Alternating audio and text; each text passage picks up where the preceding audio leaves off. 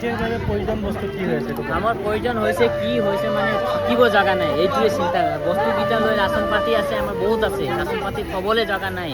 মানুহকেইটা main ration পাতি নাই, খোৱা বোৱা বৰ্তন কাঁহী বাতিকেইটা আৰু ঘৰ চৰ অলপ সুবিধা কৰি দিলে, চাফ চিকুণ কৰিলে, লাইনৰ বস্তু আৰু পানীৰ বস্তু কৰি দিলে আমি ৰাচন পাতি লৈ তাত বনাই মেলি খাব পাৰিম। এইটোৱে, এইবোৰ লৈ ক'ত থ'ম? ঘৰৰ লেতেৰা ফেতেৰা আছে, একদম ইমান বোকা আছে, কি ক'ম আৰু।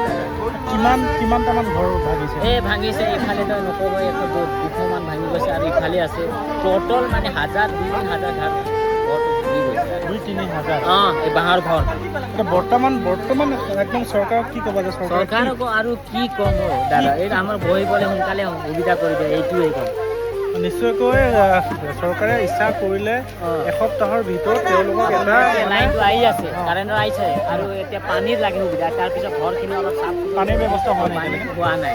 পানীও আহিছে, গৰম গাই পাতি আমাৰ গৰম একো বস্তুৱে নাই, থ'বলৈ একো জাগাই নাই। নিশ্চয়কৈ তেওঁলোকৰ খোৱা বস্তুৰ অভাৱ আৰু তেওঁলোকৰ ঘৰ নাই, এতিয়া বোকা গোটেই।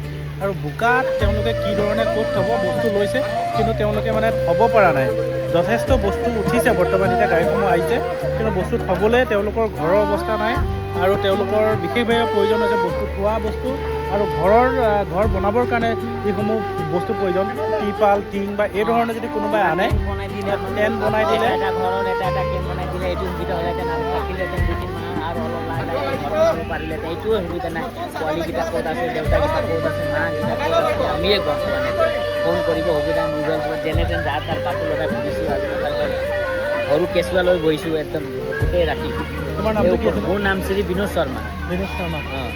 নিশ্চয়কৈ বিনোদ শৰ্মা জনাইছে তেখেতে, যদি কোনোবাই বৰ্তমান যদি আপোনালোকে আহিব বিচাৰিছে, যদি আপোনালোকৰ পৰ্যাপ্ত পৰিমাণে কিবা দিয়াৰ সুবিধা আছে, নিশ্চয় আপোনালোকে টেণ্টৰ ব্যৱস্থা কৰিব পাৰে। বৰ্তমান টেণ্ট যদি আপোনালোকে লগাব পাৰে, ইয়াতে টেণ্ট লগালে তেওঁলোকৰ থকা, এতিয়া যিহেতু আমি দেখিছোঁ, আমি এতিয়া নিজে বৰষুণত তিতি আছোঁ ন, আমি এতিয়া বৰষুণত তিতি আছোঁ। এতিয়া তেওঁলোকে কৈছে যে যথেষ্ট এতিয়া বৰ্তমানলৈকে তেওঁলোক যদি কিবা টেণ্টৰ ব্যৱস্থা কৰিব পৰা যায়, কিবা কেম্প বা বনাই দিব পৰা যায়, তেওঁলোকৰ বস্তু থ'বলৈ বনাইছে আজিৰ পৰা কেম্পটো, কালি পৰহি হ'ব নেকি, কিন্তু জেগা নাই। এইবোৰ ঘৰত থৈছে বস্তুকেইটা, মানুহ লৈ ক'ত লৈ যাব, এইবোৰ চালে নাই, এইটো ঘৰত থৈছে।